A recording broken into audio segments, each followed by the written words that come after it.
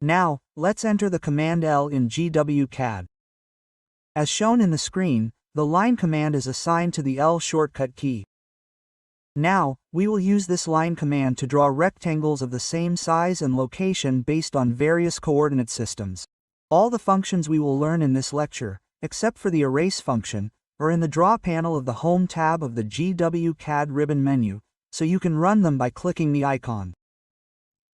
However, since CAD programs work the fastest when you enter commands, we will proceed with the lecture based on commands. First, let's learn how to draw lines based on absolute coordinates. Absolute coordinates are a coordinate system based on the zero origin of the XY coordinate system shown in the drawing. There are various ways to set whether to input absolute or relative coordinates in Zwcad, but we will set it using a function called dynamic input.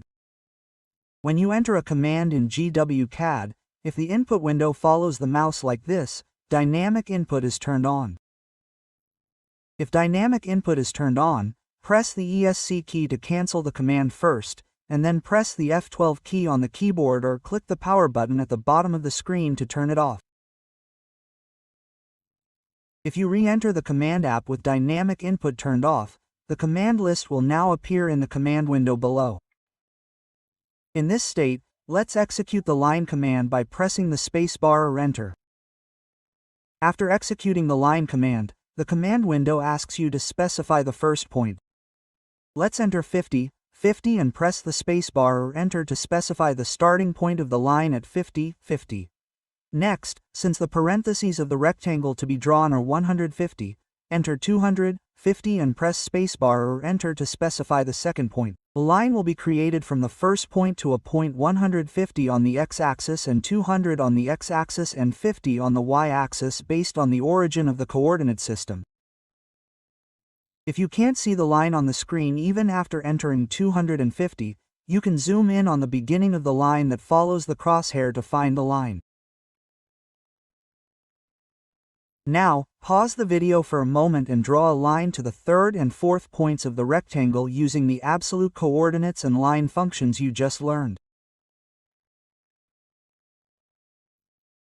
Enter 200, 150 for the third point and 50, 150 for the fourth point, and the three sides of the rectangle will be completed. Now that we've drawn all but the left side of the rectangle, let's learn how to draw lines without having to input the coordinates of objects that have already been created. There's an icon called Object Snap at the bottom of the screen. When this feature is turned on, you can work by clicking on points on other objects, such as endpoints or midpoints. Click this icon or press F3 on your keyboard to turn on the Object Snap feature. If you want to configure which snap features to turn on in detail, you can right-click on the icon and turn some features on or off. From now on, please proceed with the lecture with the snap feature turned on from the endpoint to the tangent point, just like I did. If you're used to changing the settings in the settings window because you've used CAD before, you can click the settings button at the bottom to change the options. Now that we've completed the object snap, if we move the mouse to the starting point of the first line we drew, a red mark will appear like this. If you click in this state, a rectangle will be completed like this. Once everything is drawn, press ESC or enter without entering anything to end the command. If you want to change the red indicator size or the distance at which the object snap will work in the object snap that you just learned, you can adjust it by entering the Command Op option, and then changing the display size or changing the targeting window size in the Drafting tab of the Options dialog box. The larger the targeting window size, the farther away the object snap will work, but if you are zoomed out to capture the screen, it may be difficult to find the exact snap point.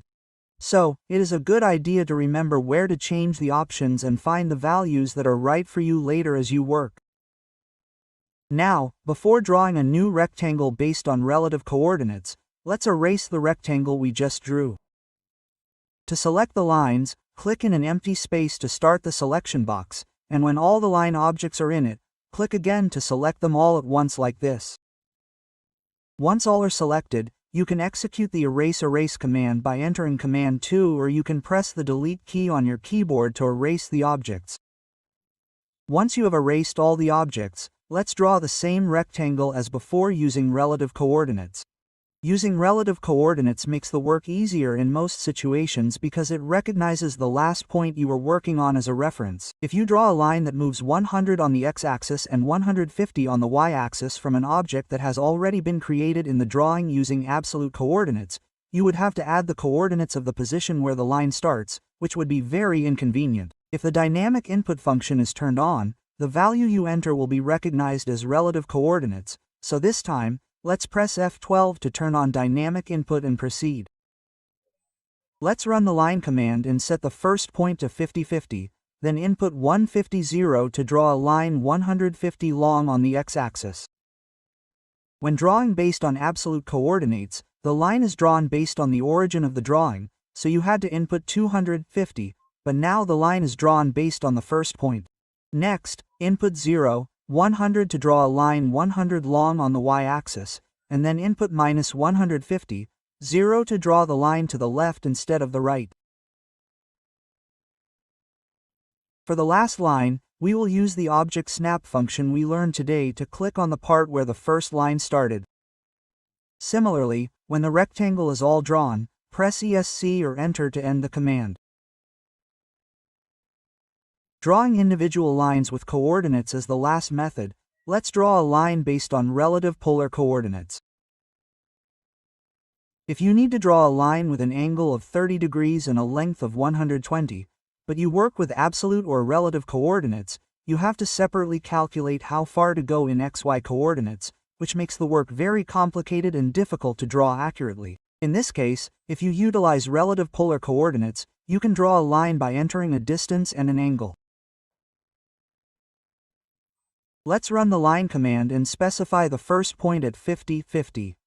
For the second point, we will input the distance 150 after the @ sign, often called the @ sign, which is the relative polar coordinate input method, followed by the right inequality symbol that means angle in CAD, and then input the angle 0 to draw a line with an angle of 0 degrees and a length of 150.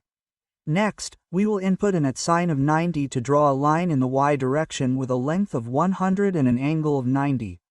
If you followed along up to this point, please pause the video and use relative polar coordinates to complete the rest of the rectangle.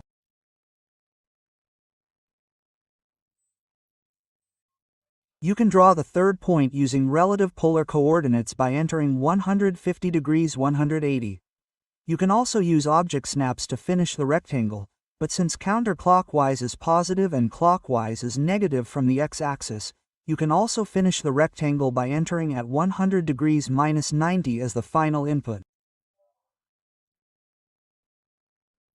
Up until now, we've been switching between absolute and relative coordinates by turning the east input on and off, but you can actually use relative coordinates with dynamic input turned off, and you can use absolute coordinates with dynamic input turned on. This is done by entering coordinates with a sharp sign or an @ sign in front of them. If you enter a sharp sign, you enter absolute coordinates, and if you enter an @ sign, you enter relative coordinates. So when we input in relative polar coordinates, we put an @ symbol in front so that we can input distances and angles based on the point we just worked on. Those of you with a keen eye will have noticed that when working on relative coordinates with dynamic input turned on, the @ symbol that we didn't input in the command window was automatically entered. Let's draw a line from the lower left corner of the rectangle we just created to the 0 origin. Since the distance to the origin varies depending on the location of the lower left point, it can be inconvenient to work with dynamic input turned on. In this case, if you input a sharp 0 without turning off dynamic input, you can see that the line is created based on absolute coordinate.